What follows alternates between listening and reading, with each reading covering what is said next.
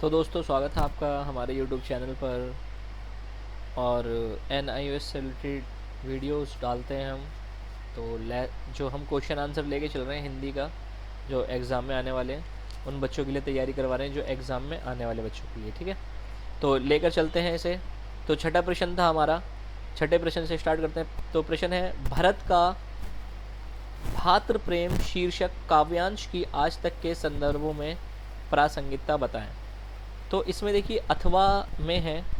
तो पहला जो है वो ये है कि जो भरत का बड़े भाई श्री राम के प्रति आदर और प्रेम के भाव की प्रासंगिकता की पुष्टि आज के संदर्भ में लिखी है।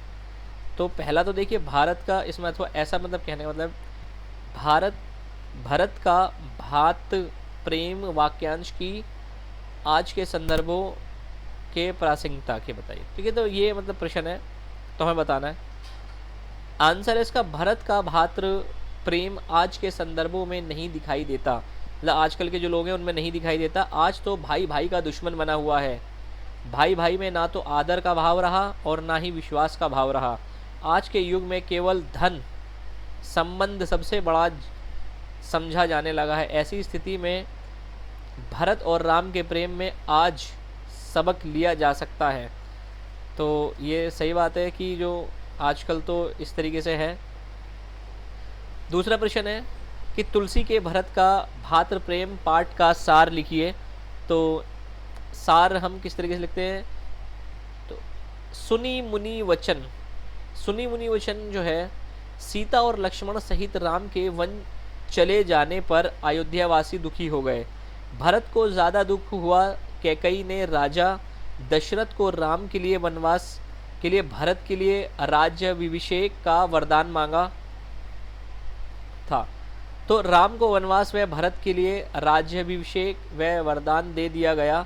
इसलिए भरत अपने कुल गुरु वशिष्ठ राज परिवार के लिए उनके पास पहुँचे। मुनि के वचन सुनकर वह राम जी का रुख अपने पक्ष में भरत को कुछ कह नहीं पा रहे थे। पुलकित होकर अपने नेत्रों को आंसू बहने लगे। बोले, मेरा कहना तो मुनिनाथ ने निभा दिया, इससे अधिक और क्या कहूँ मेरे स्वामी। राम तो अपराधी पर भी क्रोध नहीं करते, मुझ पर उनकी विशेष कृपा है। मैंने खेल में कभी भी उनको अप्रसन्न नहीं देखा।